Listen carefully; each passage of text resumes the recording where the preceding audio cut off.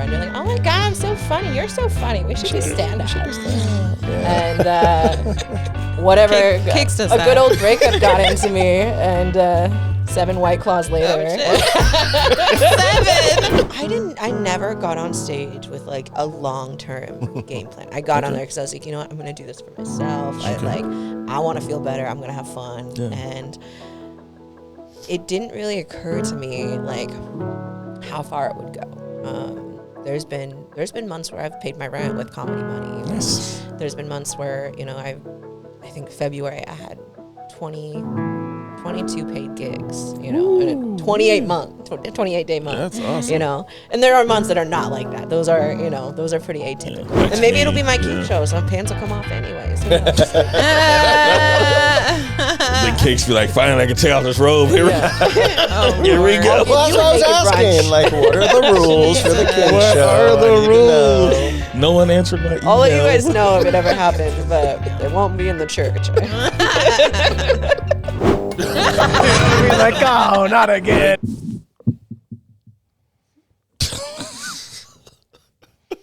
This guy. Alrighty. Okay. So, why are you trying to make me feel awkward? What? I looked in your direction. That's all I did. Yeah, but now Kylie's like, this is so awkward, guys. I gotta go. Yeah.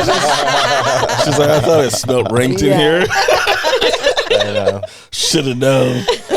Get 2 men together, their powers combined, and that's what I hang out with like 30 autistic open micers every night, and this tops it for weird. Yeah. I bet that we top them. Yeah. All right. Well, welcome to the Seriously Lighthearted Podcast. Today we have Kylee Ann with us. Yeah. Thanks for having me. Thanks for showing up. We've had a lot of fun here with some awkward conversations. Perfect. Yeah, and we're gonna continue that trend. Yeah, we will. Yeah. With me and him, or at least with me, it will continue probably. Money can, yeah. He's good at it too. Don't worry. I'm trying to keep up with him. So you guys haven't seen anything yet. Let's get ready. It's about to get real weird.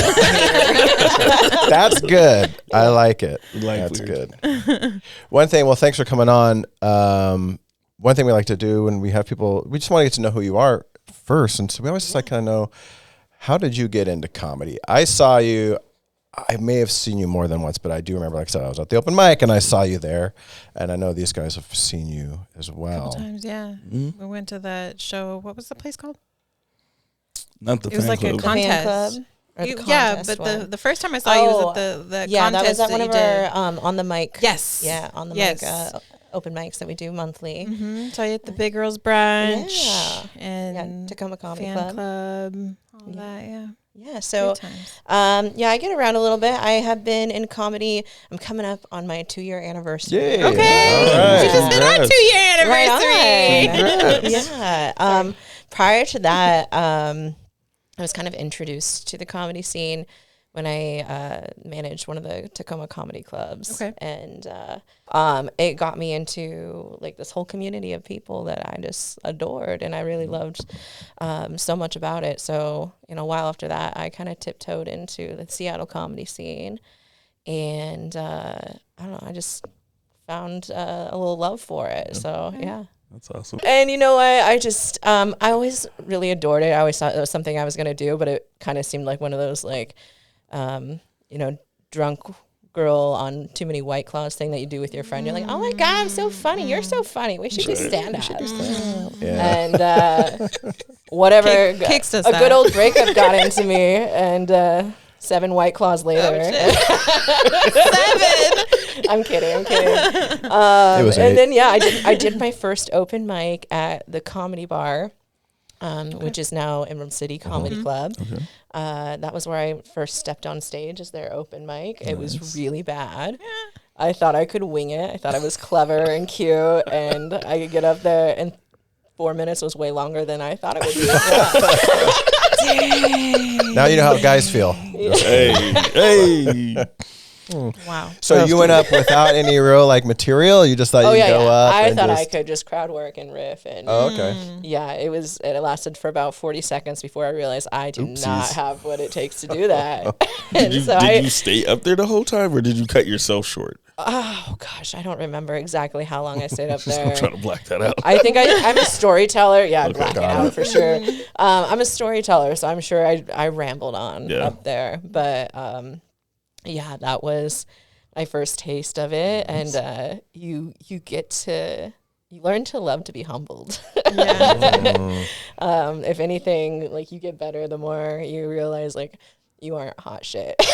So what made you decide like, oh, I want to do that again if it went that bad the first time? You like you like a good challenge? Or? I like a good challenge. And it's funny, I have a little bit of an addictive personality. So it doesn't matter if it's gambling, shopping, whatever it is. If it feels good, I'm going to do it. And I got to be careful. But this was one of those things of like, okay, this is a high I can chase that it feels like good therapy. Yeah. It's a good community. And I don't know, I've always loved the art of storytelling. And so that is something that I've really enjoyed about stand up. Okay. That's dope. Right. I don't know that I can do that.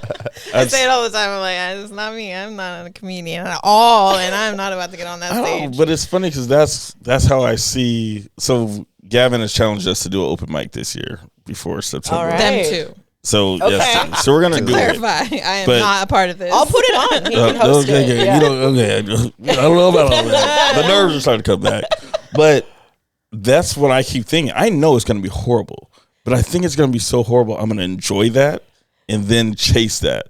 So that's the part that kind of scares me. Yeah, you do chase a little bit. And if it's something that you really find like, okay. Yeah. Like I know, like when I start doing something, if I'm not good at it, I usually don't stick with it. I'm like a ADHD chronic hobby haver.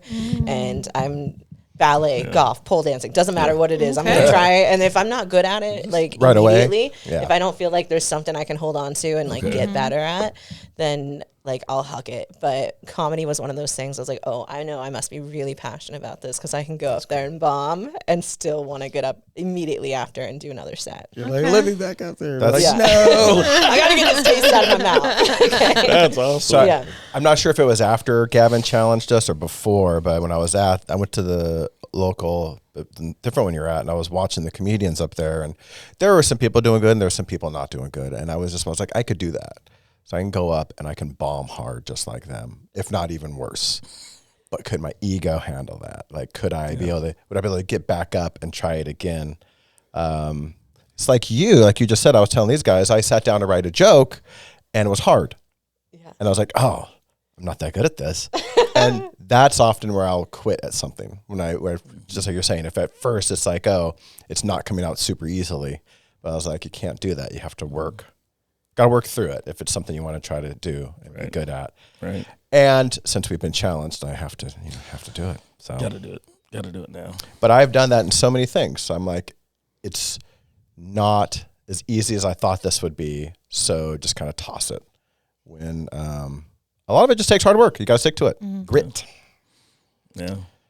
And the fact that you're going to try to make people laugh is that extra challenge. I think that is nerve-wracking. Yeah, it's not just writing a joke, it's writing a joke that works. Yeah. But then again, how are you going to know if it works unless you do it in front of people? Right, but that's what I'm saying. Like it's not anybody can go and write a joke, but whether it works or not, and then if it doesn't work, then coming back to that joke and figuring out what part of it didn't work, how can I change it to make it work? Right? Yeah, and sometimes there's honestly like I can watch people who I find like to be the most clever and funniest local comedians, and I can watch them do a joke and the crowd they have, like, it doesn't hit with them. Sometimes it's just like it's not your crowd. Sometimes the best comedians aren't the ones that don't ever bomb. They're the ones that know how to pivot when something doesn't work. They know how to like find the crowd and bring it back. Yeah. And it's not always about just always getting that laugh the way you want it, you have to fine tune it in case you don't. Yeah. Yeah, but the 907 is going to be a good place for you to figure it out. So you're going to find out. Yeah, those rooms, they make you tougher. They give you a thick skin. That's awesome.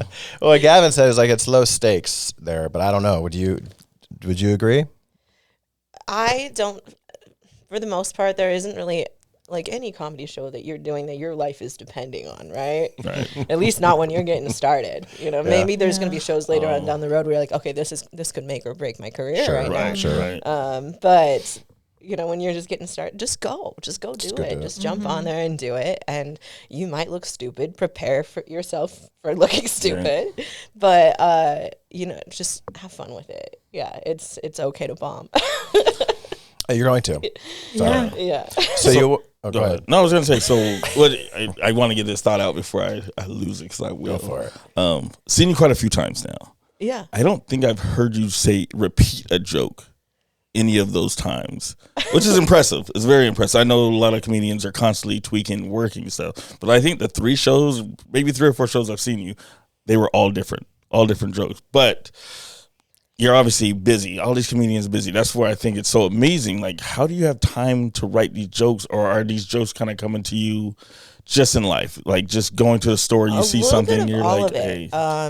A lot of the times, like, I'm not usually writing jokes like at an open mic. Most of the time, I might be fine tuning something. Okay. And you might see me do something, just try and get it right there. A lot of times I try something.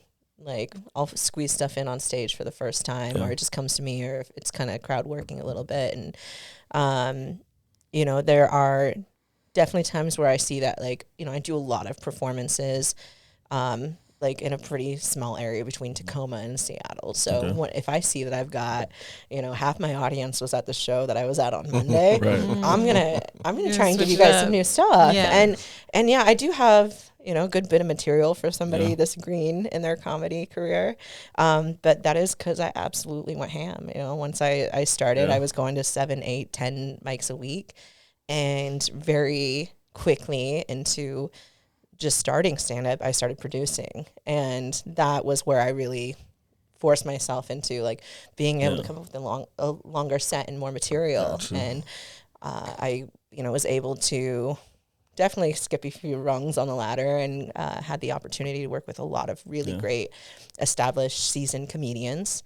And, between that and having some previous experience behind the scenes, like, I've seen thousands of sets, and I see what people do right and what people do wrong, what inspires me.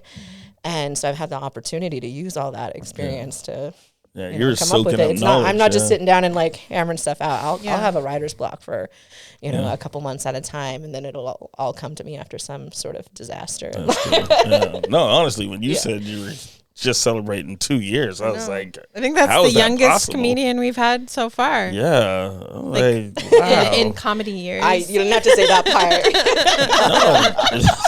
Gavin's baby. He's a baby. Yeah, he's but no, I wouldn't have thought 2 years at all, honestly. Yeah, coming up on it, But it sounds like you said you've been soaking it in for a while. You've been behind the scenes, and then you just submerged yourself. Yeah. So, wow, that's impressive.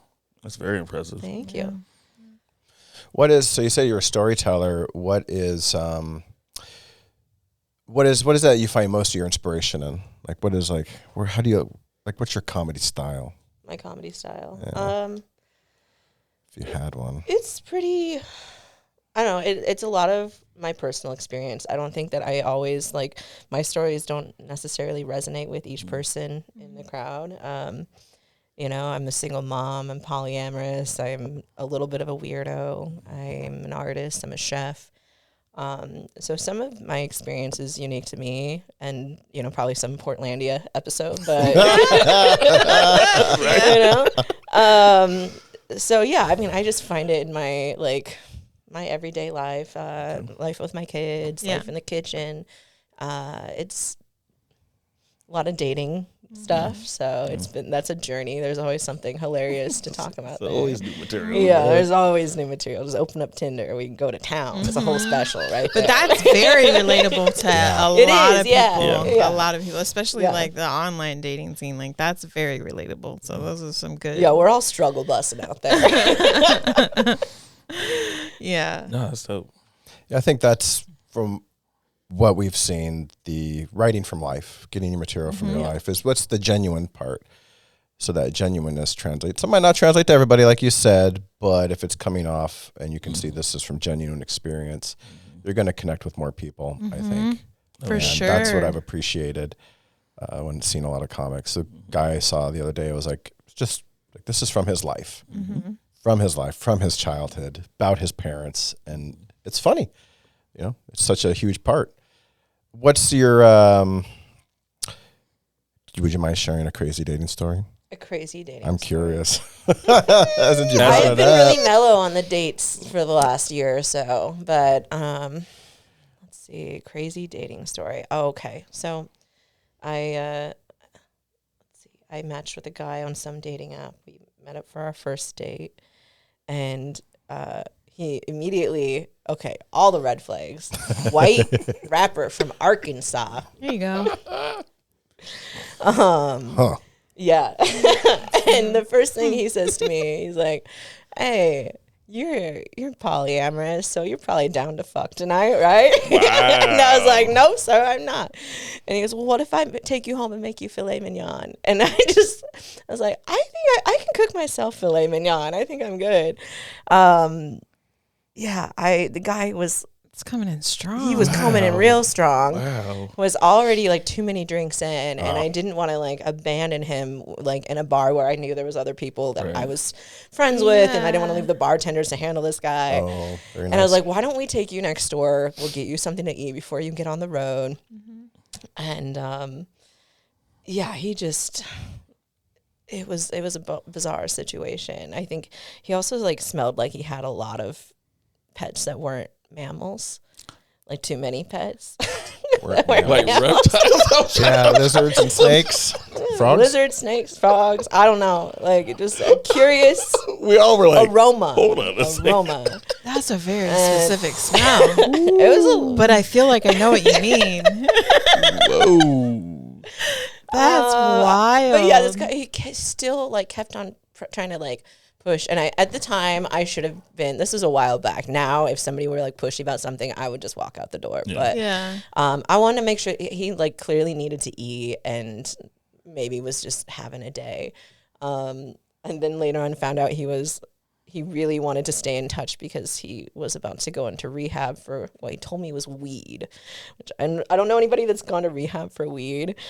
Dude, chill out. How are you not chill? How are you not chill if you have that kind of problem? Exactly. It's like, you're doing it wrong. You're doing it very wrong. Whenever somebody says they got to get help for weed, I just reminded of Half Baked. Right? You know, seen him talking about? Have you seen that? Oh, my goodness. You ever suck dick for weed? No. So I don't want to like pry into it, but did he know you were a comedian going into this date? I wasn't a comedian at the time. Okay. Yeah. So that leads to my other question.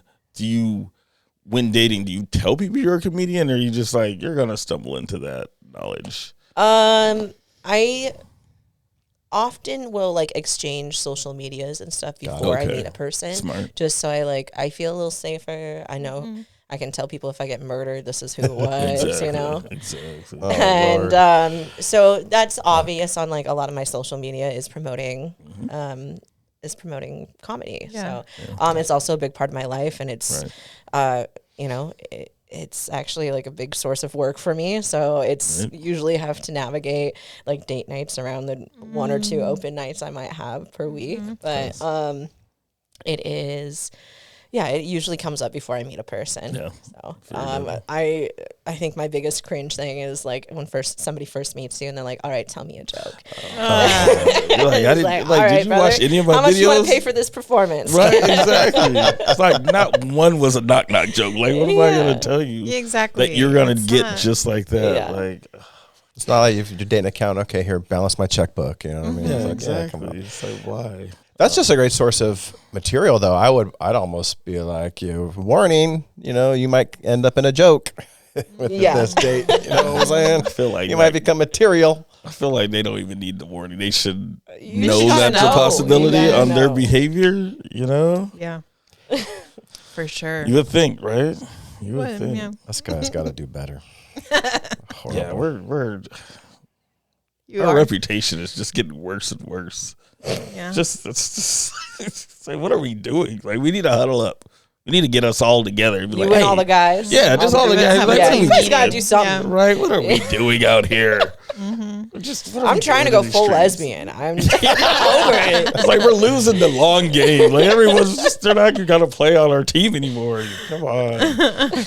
Oh no. It is. We always joke about it because you hear these horrible dating stories from women, but we know those are our friends. They just don't tell us their stories. You know what I mean? It's like we know it was you. Because our friends, all of our stories are great. Men are out there terrorizing women. Yeah, 3 out of every 4. 3 out of 4 friends are one of those men, and we're just. But if you put 4 of us in a room together right now, like, how's your dating life? Everyone's like, oh, it's cool. Yeah, It's cool. They're not gonna They be all like, think I'm they're that guy. great. I'm in all their stories. I pulled that statistic out of my ass, by the way. Like, that's 75%. You just say it real serious. I know. Yeah, you sell it. You sell it. I feel like it's probably accurate, but we don't know.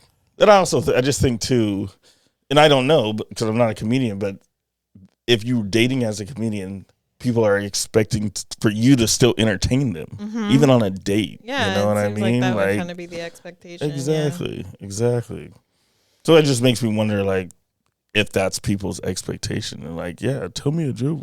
That happens a lot. That happens a lot for sure. I wouldn't say it. I've been on too many dates as of recent, so I'll wait for someone to surprise me and let you know. But yeah, it's happened quite a bit in the past. Fair enough. Yeah, I was just thinking of her statistic. I was like, yeah, it's been a long time. I haven't been on a date in a minute, but I was like, I wasn't one of them. I don't think. It's debatable. Yeah. When you say I was a that, gentleman. You know that Yale study from 2025? 97% of men are creepy as fuck. Have you heard this? Creepy as fuck, they say. 97%. That is so funny. I believe it too. That's the bad part. I can see that being the case. Yeah. We may not be like consistently, but every now and then we're probably spiking out of the normal, just boop, creep. Yep.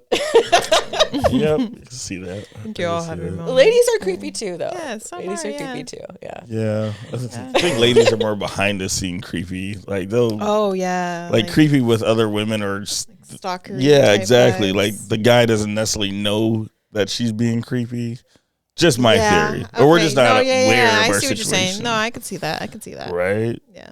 Like she's down in your photos from 2015. Damn.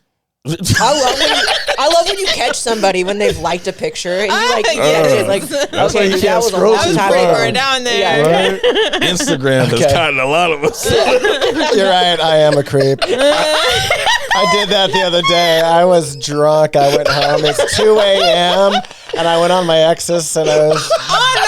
Yeah, I did. And I hearted it, and probably that day at night, I thought this is gonna get me laid, and then I woke up the next morning. I was like, it's too late. It's been 7 hours. It's been seen. I can't undo it now. Can't undo it. Even if you undo it, if they don't, unless they have notifications for the app turned off, it's gonna come onto their screen that you liked it, and then they're gonna go and try to open the notification in Instagram. It's just gonna be gone. They're like, so not only did he like it, but he unliked it after. So that means he's trying to hide the fact that he was creeping. So I woke up the next day thinking, I really need to stop drinking. This is a problem. But it was a picture I took of her, so I was admiring my photographer. Wouldn't it be great if there was an app that recognized you having like drunk eyes, and as soon as it hits your phone, it's like certain apps just say, nope, locked up. You can't touch this app.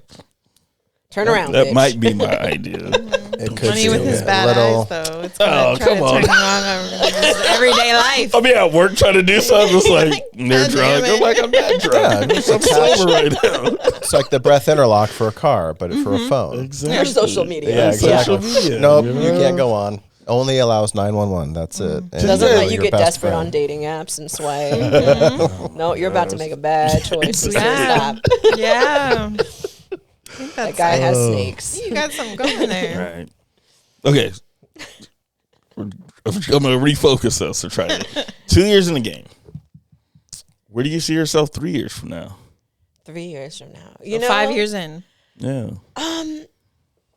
I never got on stage with like a long-term game plan. I got on there because I was like, you know what, I'm going to do this for myself. I want to feel better. I'm going to have fun. Yeah. And it didn't really occur to me like how far it would go. There's been months where I've paid my rent with comedy money. Nice. There's been months where, you know, I think February I had 22 paid gigs, you know, in a 28 day month. That's awesome. You know, and there are months that are not like that. Those are, you know, those are pretty atypical. Yeah. But, you know, it really, especially when I was producing a lot more and doing a lot more ticketed shows, that became a really important part of my life and a huge source of income. My family was reliant on it. Nice. And, you know, I've been kind of grappling with like, where does it go from here? And I get really inspired by comedians. I see Sam Miller in particular is one who will like post stories about how, you know, when his kids are on spring break, summer break, they travel with him. They get to go see new places. And that's something I've been really looking forward to doing, is being able to go on the road more, be able to take my kids places that they maybe wouldn't have been able to go unless I had a show there, you know? Yeah, that's cool. And so that's kind of my inspiration right now. Okay. I'm not, you know, I'm not looking ahead to like Netflix specials where I started this just, you know, crazy lady on a stage trying to feel better, you know? But just seeing some doors open and some new experiences for you and the family. I've had the opportunity to go on the road a little bit in the last couple months, and I've really enjoyed that, and like get out there and get those bigger sets and work with some really great comics. And I think, you know, I'd love to plan some tours. I'd love to take one of my shows on the road. It's called the Laugh Hard List. It's an all lady lineup. And I think one of the big parts of what started my mind and like thinking about producing was seeing how hard it was to get your foot in the door, and having watch comics from behind the scenes and having done it myself and seeing like so many funny people go up. And it was a lot of these clubs and places where like just who you knew, you know, it was the same comics every weekend. It was the same crew. It was who you knew. And, you know, I started doing these monthly competitions at different, monthly open mic competitions at different little small venues. And we did the Crocodiles hereafter. We do St. Andrews. We have, you know, the Camp Bar in Tacoma. We've got Locust in Gig Harbor. All these shows were started in the competition aspect. So whoever won, it was based off the audience vote. It wasn't that person could go on and do showcases with us. We'd give them a paid gig. Nice. And it was about opening doors for the people who the audience really found was funny, and not just somebody that knew the right person, you know. And it was really about breaking down barriers for new comics to get their foot in the door. So, you know, having done that, I would love to take the Laugh Hard List on the road and give those women the opportunity to perform on some different stages in some different states, and, you know, meet new local women in those areas too, to be a part of the show. So that's kind of my long-term goal right now in the next couple of years, is to get that going on tour. That sounds great. Yeah, that is very cool. Very cool. I love that. I think I was creeping through your social media. Bet you were. Yeah, research stuff. He's like, now that I'm out in the open about it. So if I liked any pictures, it was because of research. But you're a teacher? Is that like, what was that? I used to teach. Okay. Yeah. That's how far. He was back. That's how far I was. Yeah. It's been a minute. It was So I used to teach culinary skills. I used to do that for all ages, starting at age 2 and up. And I worked as a in a nonprofit doing that for a while, and worked in summer school programs, and teaching knife skills to teenagers at summer school. That's one of the hardest jobs I've ever had. And then I also owned a private preschool for 4 years. I closed that with COVID, but it was a nature immersion program. And so a lot of folks that know me from the comedy world don't know that I have a background in early education and especially in nature education. So, I taught foraging, I taught survival skills, and Okay. I wouldn't have guessed. I worked with a lot of local organizers, local educators to help get forest kindergartens kind of going, and legalized in the state. So now there's a program that they can get a certificate. So when I first started, it was a pilot program, and all these schools that were popping up didn't really have, there wasn't licensing that applied to them in the state. So that's what I worked on for a while. And yeah, Wow. That's cool. yeah, some That's people cool. like ask me like, oh, what is forest school like? And is it just like teaching kids how to start fires? I was like, yeah, and I give them knives too. See, this is a prime Climbing example. trees Yeah. and gardening Yeah. and That's cool. See, this is a prime example of when being a creep pays off. You know what I mean? Yeah. Sometimes we creep with a good purpose. I'm helping you out, buddy. Thank you. I'm trying. Appreciate it. Trying. That's great. Padding it. My God. 2015. Wasn't that No. far. No, that's awesome. She was doing stand up and she was talking about it. yeah, I do. I've done a couple teacher shows. So, and then, yeah, I still teach now as a career service educator. So I work for a nonprofit. Yeah, and I work as a cafe manager, also as pastry chef, and teach folks restaurant skills who are Awesome. trying to get back onto a career path. And I work with a housing program doing that. That's awesome. Yeah. It's a lot of talents. That's a lot. Right. Yeah. That is, yeah. And funny. Like, holy smokes. That's my ADHD brain. Okay, you know got what? it, I got to learn all got these it. different things. Yeah. I got Got all it. these different hobbies, and a lot of it's just pivoting. It's pivoting, Yeah. you know. Yeah.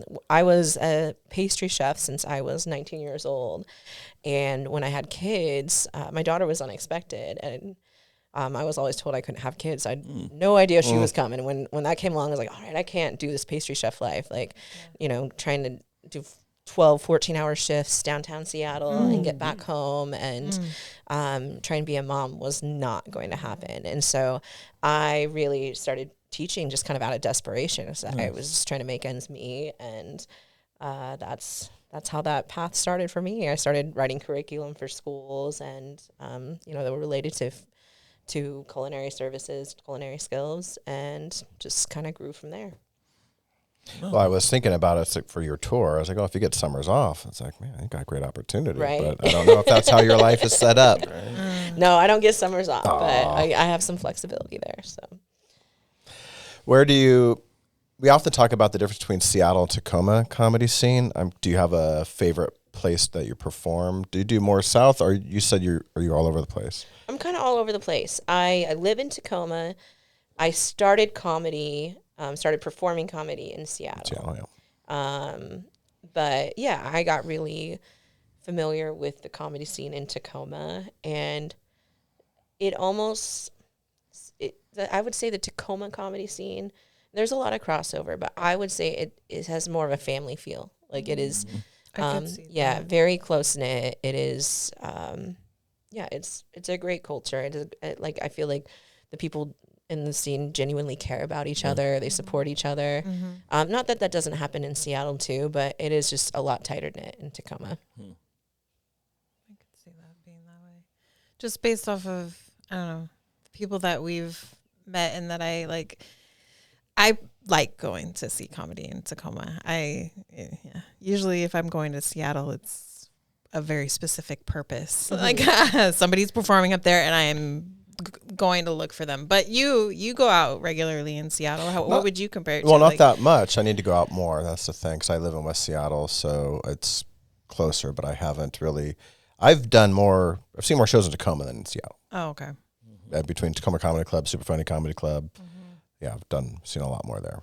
I definitely have like close ties in both communities. And you know, when you step back, it's all the same community. But I really enjoy, like, I have rooms both in Tacoma and Seattle. And so for me, it's great to be able to do some crossover, and I'll have those Seattle comics come down and perform in Tacoma and vice versa. And I really like to help mash up the scene, put new faces up there, you know, make new connections. A lot of, especially most of my rooms are really meant as just kind of sounding boards for comics to go work some stuff out. Nice. They're meant for new comics to like get some good feedback. It's all around just like very supportive rooms. And so mixing it up, seeing some new faces, giving people the opportunity to network is a big part of that. But I really enjoy just mashing up those two scenes. And usually I try to book shows with all different people in mind and kind of combine those communities. Yeah. I know you mentioned some spaces earlier, but what are the rooms? So right now, we have St. Andrew's Pub, which is my first room that we started with. It's a very cozy little comics room. It's about 40 people in there. We do a monthly mic there. It's called Last Sunday Stand Up. It's every last Sunday of the month. And then we have a late night mic that we do kind of randomly throughout the month on Fridays or Saturdays. And that's a lot of fun. We do a little bit of naked brunch in there. So there's some improv. We usually, hire a feature to come out and do a cool set. And then we also do we just kicked this off this last month, Babes, Bubbles, and Brunch. And that is our brunch show that we do. It's a variety show with music and stand-up, and we've got drag performers, all sorts of stuff. So that one's really fun. Right now we're doing about every other month on that one. Nice. So that's all at St. Andrews. Where's that? What neighborhood? That is in Green Lake, Seattle. Green Lake, okay. Yeah. So really fun room, really great venue. The owners are wonderful, super supportive of comedy. Awesome. And it's been a lot of fun there and really helped us kind of create a little, cozy, tight-knit community space. So it's one of my favorite places to do comedy. And then usually I'll test out shows there before we put them on a bigger stage. So, that's cool. Yeah. And then we also have the Camp Bar that's in Tacoma. That one's fairly new. I love that mic. It's really meant to be like a build you up kind of mic. So a lot of spaces you go to, there's a lot of roasting going on. There's some negativity. Right. This room is meant, at the end of it, we do a toast instead of a roast. So you got to just give some cheesy compliments to anybody you want there. We do a little cash prize for that. And then it's also all the features and the hosts that I book for that are women and non-binary folks. So again, it's just trying to open doors for people that have a little bit less opportunity in the scene. And then we have Locust Cider, which is fairly new too. That's in Gig Harbor, really great stage space. Fun area to go do comedy in. A lot of times you get like folks that are in Gig Harbor, they don't want to come across the bridge. Right. So it's fun to bring comedy to those people out there. But yeah, it's a cool space and really enjoying it too. Awesome. I think we had seen a flyer for the naked brunch thing. Was it you, Kix, that asked what you wonder what that consists of? I don't know. I feel like it was you. So it is it's a style of improv where you're given prompts with the host, and so you can do that solo, you can do it paired. It's kind of come up. I've seen it in California and in Portland. They used to do it too. There used to be a naked brunch show at the Rendezvous. That was the entire show was that, it was really cool. We wanted to incorporate some little exercises and warm-ups for comics to kind of do new stuff. So we chose to add that into our open mic for that late night at the St. Andrews location. That's cool. Okay. Yeah. Why is it called naked brunch? I don't know. That phrase has been around for a while, and I don't know where it came from, but it'd be a good one to look up. Maybe because you're exposed? Probably not related. Yeah, maybe. I don't know. There's a book called Naked Lunch by William S. Burroughs, which is a wild-ass book, but I don't know. I want to know the answer to this question for the next time someone asks it to me. But I don't know how many times people have said, do we have to show up naked? So no, don't do that. Don't. That's why I asked. That in Portland. That's why I asked, in case, I show up, make sure. Case just got to show up with his robe. There are shows out there like that. Yeah. But this is not that one.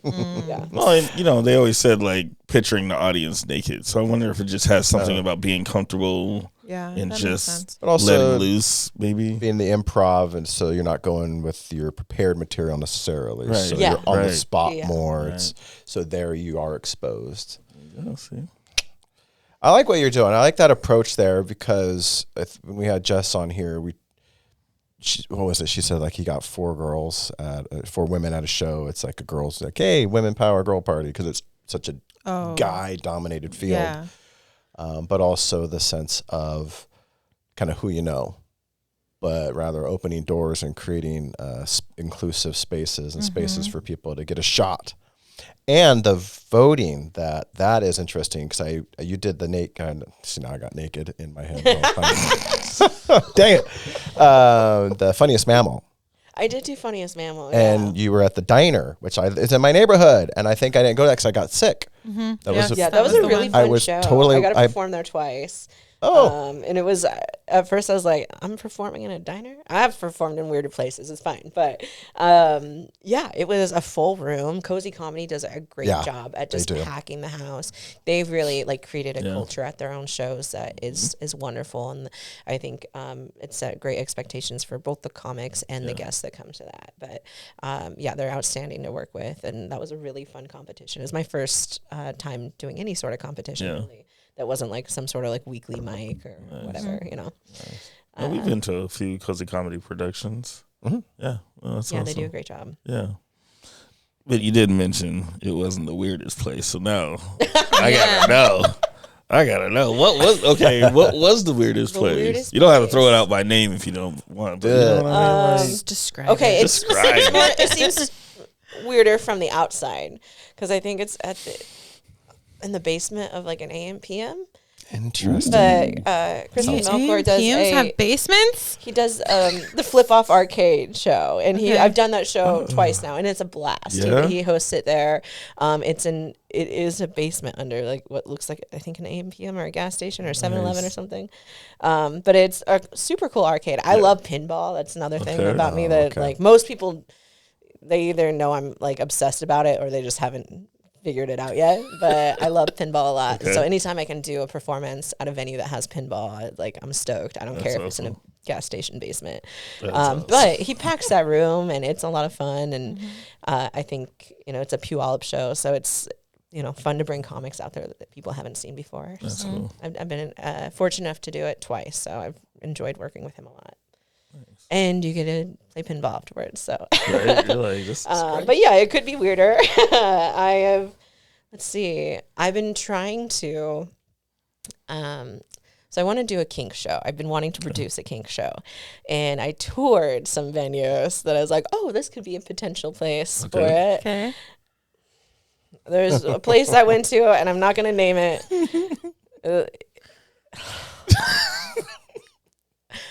So I walked, it was definitely an orgy night. Oh. It was definitely an orgy night. And it's in an old church. And that it is. Yes, that it is. Yeah, it is. It's in an old church, and you have to enter behind a Chinese restaurant. I bet you do. Yeah. Like by the dumpsters. Of course you do. Because of course. So I walked in and I took a partner with me to like go check it out and just like tour it. And of course they invited us to play. And we're like, oh no, we got plans. Thank you. But I've been to sex clubs and like I'm looking for a vibe where I want to do this show. Okay. Right? This was not the vibe. This was not. It was, the polycules up front playing D&D. That's fine. But also, this church has not been remodeled at all. Oh, and it's like the same carpeting from the 70s. It looks like everything about it is still the church you went to. Like there's hospital gurneys in there. What? Yes. Wow. Yeah. I'm not kink shaming, but I'm just like how did you gotta walk past people like, excuse me, pardon me. Okay, well, this is where that was like the discussions were being had. Because in these venues, this was prior to some law changes that happened. So you weren't able to have like booze and strip clubs and stuff until recently. Yeah. Right. So this changed the laws for these places too. So sex venues weren't sex club venues or social clubs weren't allowed to serve alcohol. Okay. I didn't want to do a comedy show where we weren't able to serve booze. Right. Okay. And I don't really drink myself. Maybe like once a month or so I'll have a drink. But I think it's nice for the audience to be able to loosen up and enjoy their time. Yeah. And so in order for them to for this sex club venue to do the show, they wanted to do the orgy in the room first and then do the show after. You're just going to smell like hot sex in there? Yeah, and hospital gurneys. And I was like, I can't ask comedians to come do a show in this funked up room where all sorts of things were just happening. So that's the weirdest place that I didn't perform. That she did not perform. But I could have.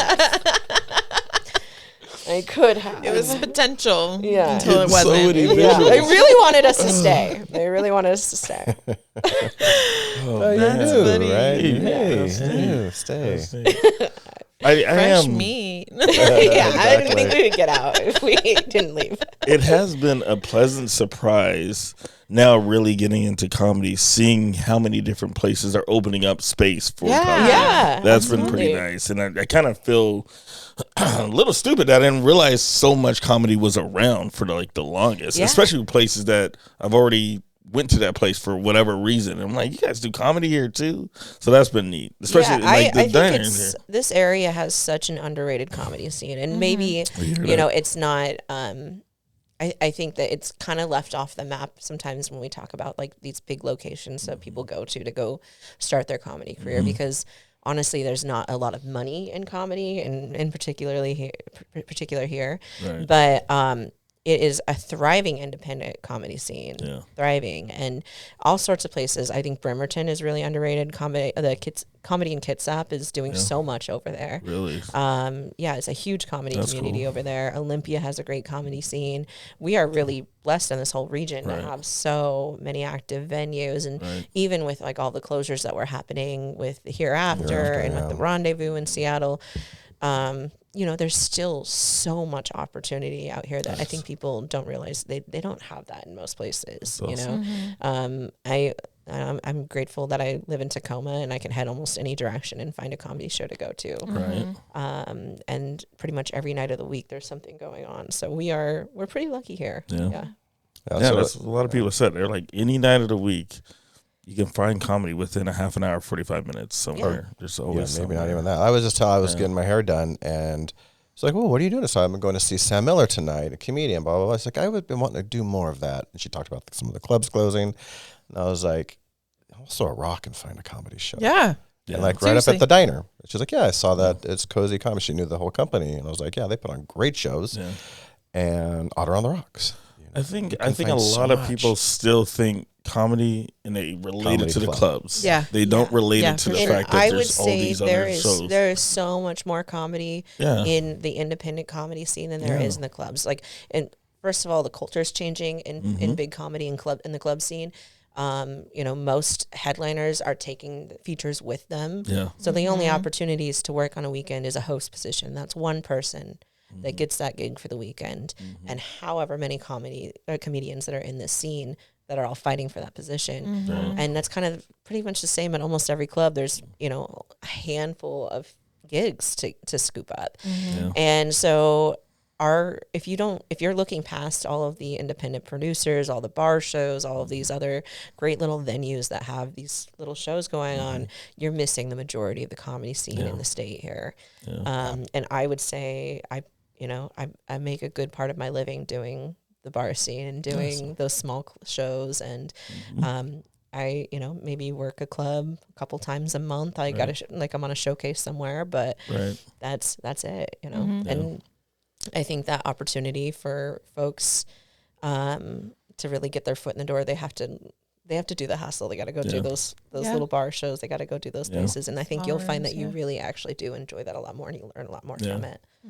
And we're super comedic advocates, but that's been one of, I speak for us all, but it's probably just me, but I think we all have truly been pushing people to be there's a lot of comedy. Go. Yeah, Go. absolutely. And it's not breaking your bank at all to go to these shows. You have a lot of shows that are at places where it's free. You have a lot of shows where it's $10, $12. It's right there available to you. Yeah. It's just everyone thinks club. I'm like, no, man, if you really look in your area, there's comedy just right at your doorstep. Just boom, go. So, no, it's nice having as much as we do.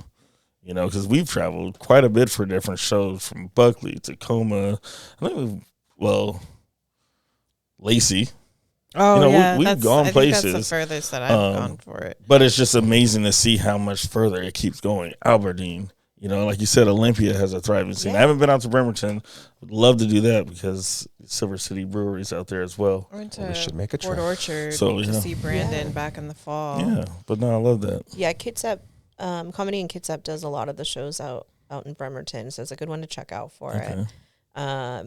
and there's so many, like you could throw a rock and hit a producer or a room. And I think we're lucky out here. You can, a lot of folks try and get started or want to get started out like in New York or LA or whatever. Right. And you go pay for your open mic time and see if you can get up. Right. But here in this region, you can go up almost any night of the week. Right. And, it's a blessing for sure. Honestly, I wouldn't be surprised, and I don't know this from the outside looking in, if in the next couple of years, more attention comes to the Northwest as far as talent people looking for new comedians, looking for I think you'll definitely see a generation of comics coming out of the Pacific Northwest for sure. It's a thriving scene between Washington and Oregon. For sure. This is on topic. Let me get that. I was listening to an NPR program, and it was the editor of The Rocket, which was a grunge. It was one of the free weeklies you can get in Seattle. Might have been bi-weekly. And it was about the music scene, grunge. Seattle, it was independent. It was independent when it started. Just a lot of artists performing at all these places, and it became a global phenomenon. And I was thinking about that with the comedy scene here. The one thing the editor said is that'll never happen again with music because of the way the industry changed and how social media has shifted the way music's released. Like that type of homegrown scene that will then spread out probably won't happen. It could. But I was wondering about that with comedy here, especially in the Pacific Northwest. People have echoed what you just said there. And then thinking about what Nate Jackson is trying to do with the Super Funny Comedy Jam and how if that kind of takes off, brings more attention to the scene and how I don't know if I think you're right. There are a lot of comics I see. I think, these guys, if they keep at it, they're gonna. I can see them becoming, like Sam, touring nationally, doing all that. And so I just think that there's something to it. And with the comedy, I think it could have that similar grunge thing. It might not, similar. It's going to be a scene. But we're far away, and that's the thing. We're over in the corner of the continent. Yeah. You got to, Just like we have to build it ourselves, build it around, like you said, down to Oregon, and we'll have our own entity of that, own slice of the pie, I guess, if you will. If you fly out to someplace on the East Coast, all those cities are close.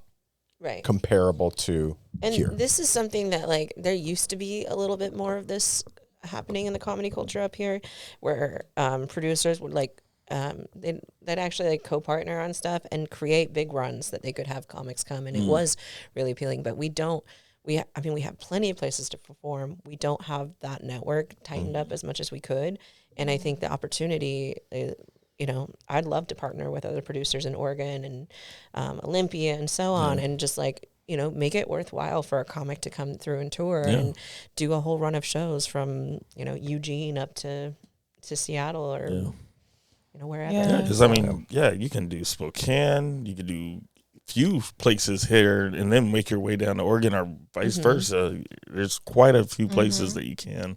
That I think the audience is there now or building for them. So it would be nice. It would be nice for sure.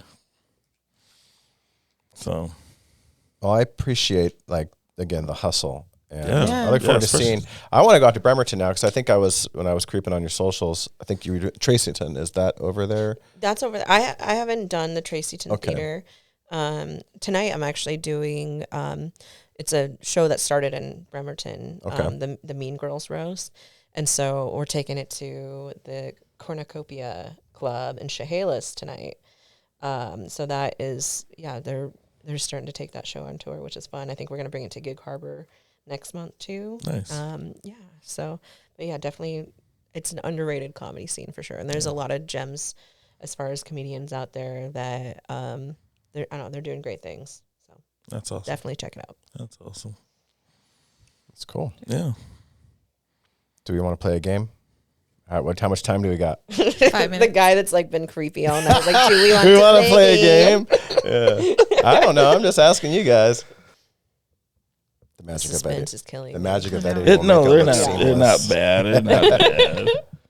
You're not bad. Some of them are. You guys just sound like every polycule I've ever had. You want to play a game? Polycule game. Well, my thought was like you were talking about doing a kink show, and actually I wanted to learn more about what a kink show is. What does that consist of? Like, what would that look like? I bet you want to know. All right. Well, how about this? I'll just start off with I'll just start off with a silly one. Okay. Let's start with a silly one. Who's it directed at? Everybody is supposed to answer? Or No. Just or kinda, the guest. Yeah, just the guest. Oh, we can all play. I guess so. Yeah, we can all play. So it's. I'm trying to figure out because it's worded for a man. So it says if you had to perform with your fly down or food stuck in your teeth, which would you pick? So I think for a girl, what would be the embarrassing thing for you? Like us, it's a fly down. We're open. What would you guys think? Thong showing or something? No.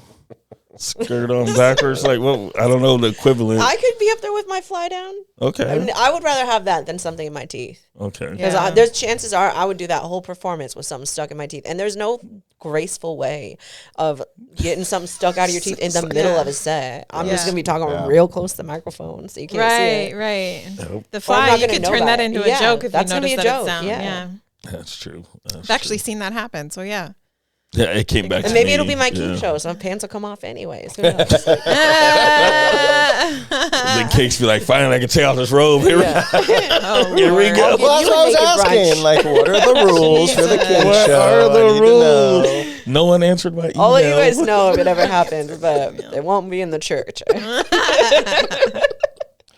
I have a not safe for work one, and anybody can answer this. Okay. Go for it. Are we good? We're good. Yeah. You have consent. Thank you. It says if you had to scream your own name during sex or your ex's name during sex, which would you pick? Ooh. Your own name or your ex's? Yeah, it's kind of a weird one, but I have an answer. I feel like we did that one before. Well, there was one that was. I feel like your own name would be less harmful to the person that you're with. Right? Yeah. I might look like a narcissist. I'm gonna just like I might like I'll play it off like I'm talking in the third person. Right. Kylie really likes that. Yeah. That one stood out to me. I agree. That one stood out to me because my name's Stacy, and I always thought it'd be cool to date someone with the same name, so I could yell out my name I bet. when I wasn't alone. Yeah. You know, 9 out of 10 want to date somebody that have their same Exactly. name. Yeah. Todd. Yeah, well, 9 out of 10. The stats here. This is just, we got the stats. All right, what do you got, Money? I'm trying. Oh, Jesus. I know some of them, I mean, when you have them auto-generated, some of these are just awful. Awful, like just not. shitty. Yeah. Yeah. You guys should hire some of these comedians to write your questions. They need money. There you go. There you go. So I have one. So if you had to perform in front of all your exes or all of your family, what would you pick? All my exes. Yeah? Yeah. I like most of my exes. So they just be sitting there like, right? Except for the one with the restraining order. That too. He's like, can't even go. Oh, man. Yeah. Wait, yeah. But why not? Restraining order against. No, sex? I have one against them. Okay, good. So why not? Why not? I don't think I dropped that one on. No. I mean, I'm crazy, but I'm not restraining order like your ex's post at 2 a.m. kind of crazy. I'm kidding. It was a good idea at 2 a.m. with too many Every manis. bad idea started off as a good idea. And she'll see this. You know who you are. This, yeah. She's like, I thought I unfollowed this. Still popping up. Jesus. Shoot. Someone's holding a torch.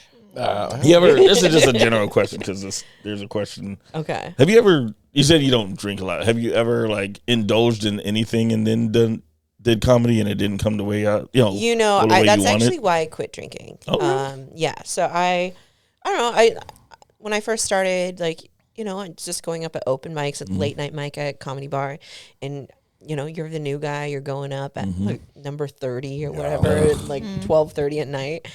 And by that time, it was a nervous habit to always go on stage with a drink. Okay. And someone told me once that I fidget with the microphone if I don't have something in my hand. Oh, gotcha. And so I was like, well, I'll bring whiskey. Then I won't do that. And 3 whiskeys later, it doesn't matter if there's a microphone on the stage. I'm just going to look like an idiot anyways. So, yeah, I stopped drinking before I do a set and stopped smoking pot before I do a set just because I'm get silly and like I'm a lightweight and I don't like to, I'll forget what my punchline is or where I'm going with it. And as soon as I started doing that, I stopped drinking and stopped going up before a set. I started getting booked and it just stayed that way. So I don't drink before I do a set. There you go. That makes sense. I had a joint on accident before I did a set. I was like, oh fuck, I'm going up in a little bit. What am I doing? And I played it off okay, but I was like, I don't want to get silly before I do a set.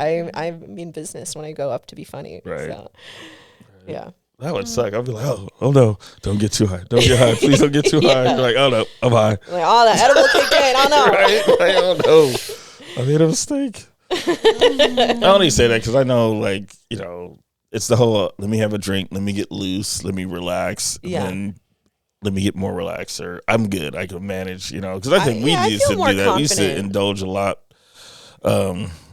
Before we did a podcast, and a lot of it was at the beginning just to get comfortable behind the mic, get comfortable with people.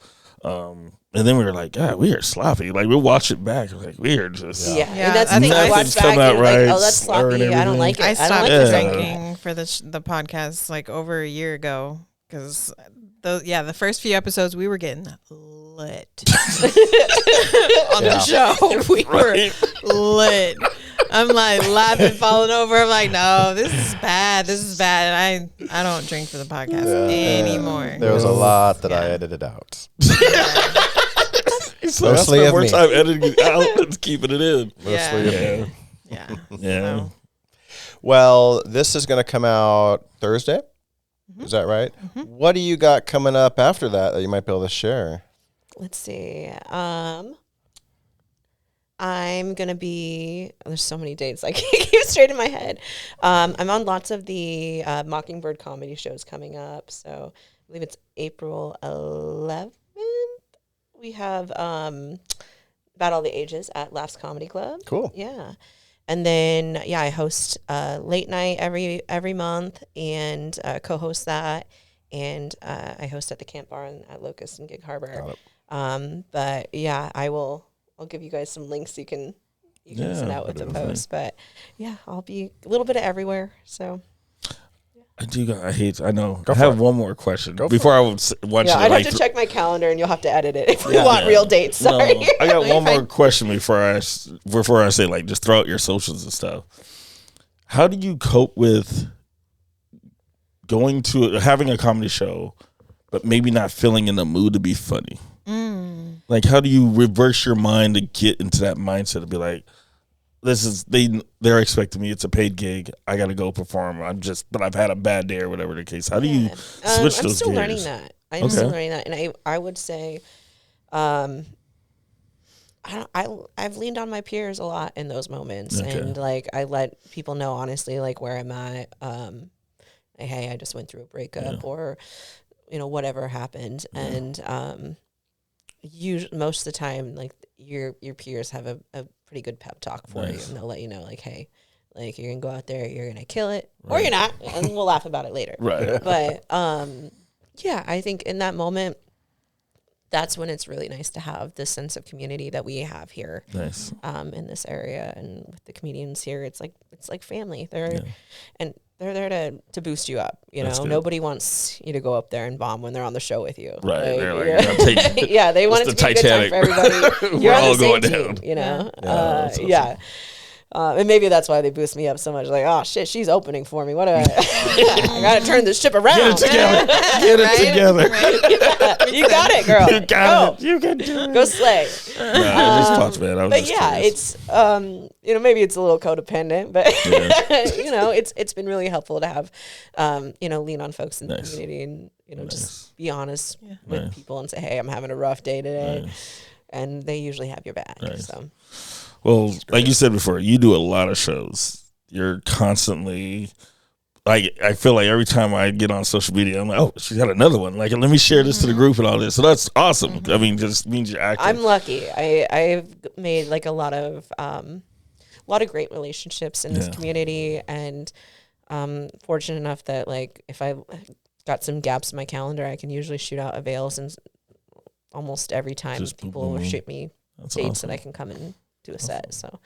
That's cool. Well, I would say shout out your socials or anything else you want to shout out for the peoples. Yeah, you can find me at Kylee_as_is on Instagram, Kylee as is.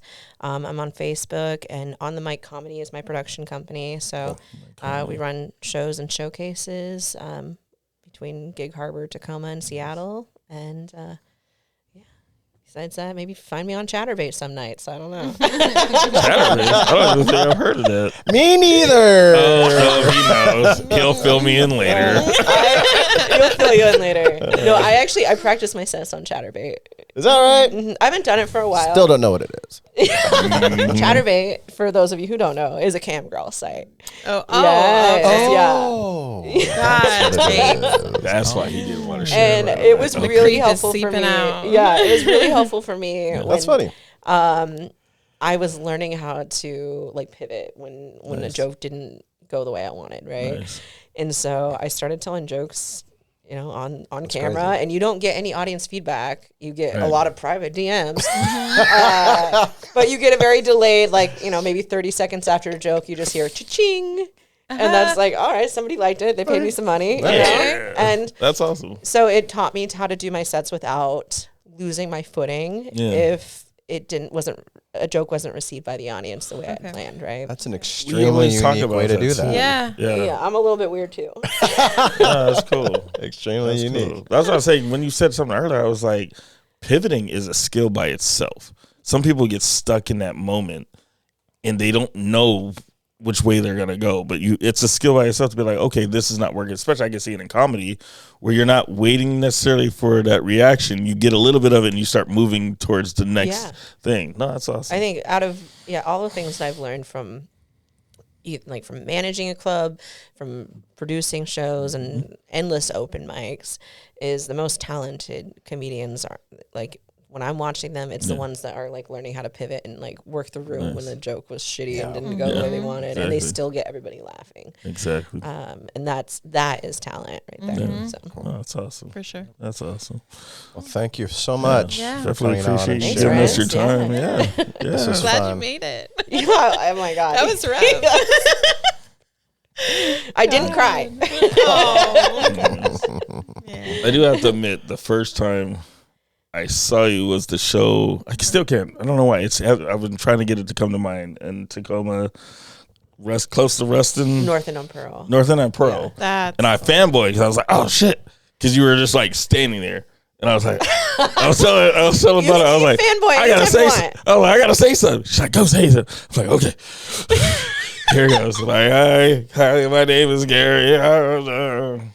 he's so weird. Like, I wasn't trying to be, but it's just like, I had a little inspiration too. So I love it. I was just Inspiration like, is come be alcohol. weird at all. sorry, for clarity, inspiration is. I think you alcohol. guys were the majority of the audience. There, so Yeah, no, but I was excited because I mean, again, everyone's living busy schedules, but it's nice when you find something you're like, oh, perfect. This is perfect timing. I get to see this show. It's close to where we're because we actually we doubled up that night. Yeah, we doubled up that night. Yeah, that was the last show we spelling did in bee that, thing, and then came that to you guys. location. Yeah. So Yeah. yeah, I don't know how much you want to edit this, but the owners came out like super pro ice. Yeah, no, we heard some And bad things. that was that was the last show I could do. Yeah. there. I don't blame for you. sure. I don't blame you at all. Leave it in. No, I'm just kidding.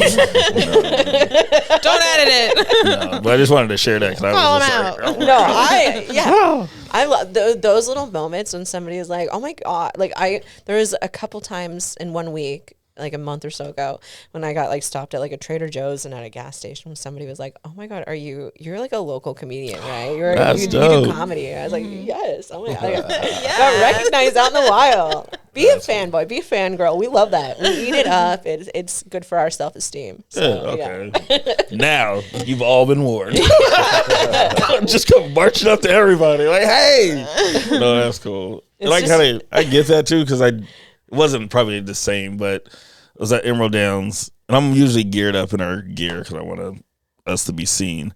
But someone had texted someone that said they had saw me at the track. And I instantly was like, why didn't they come and say something? Like, oh, that would have been nice. I get that. I can get that. But I still, it's weird because I don't know. I don't do that with celebrities, like big celebrities. I'm like, hey, what's up? Blah, blah, blah, blah, blah. Except for Tony Baker. That's different. I've been fanboying over him for a long time. That's different. But it was nice that I had seen you and I had seen clips because as we get deeper, I'm like, oh, this person's funny. But now it's like, oh, I get to see them in person.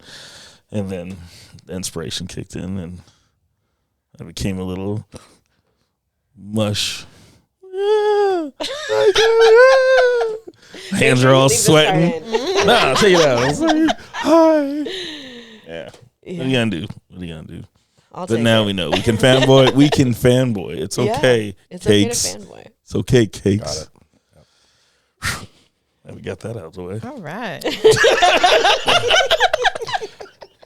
That's my nickname. We got nicknames. You might not have known. But oh my God, is he doing this right now? Well, you said Cakes, and she's looking at me like, why is he calling him Cakes?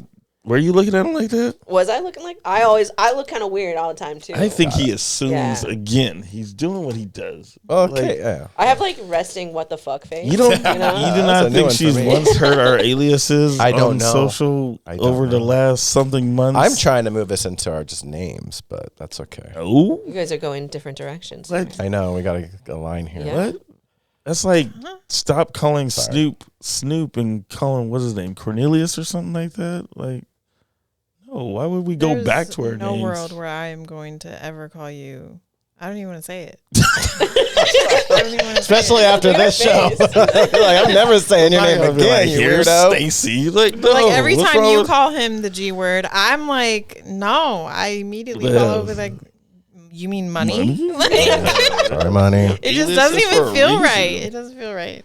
I just like when I saw Jess yesterday, I felt weird to say, oh, Butta was doing this. I said, Shay. Oh, my bad. She's like, who the fuck are you talking about? I know. Who's that?